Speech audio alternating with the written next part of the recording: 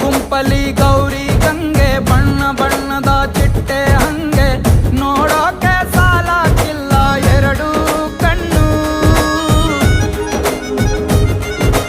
ಗಂಡು ಹೈಕಳು ಬೆಪ್ಪಾಗವ್ರೆ ಬೆರಗು ಕಣ್ಣಲ್ಲಿ ನೋಡ್ತಾ ಅವ್ರೆ ದಾವಣಿಲೆ ಬೀಸುತ್ತಾರೆ ಹೆಣ್ಣೈಕಳು.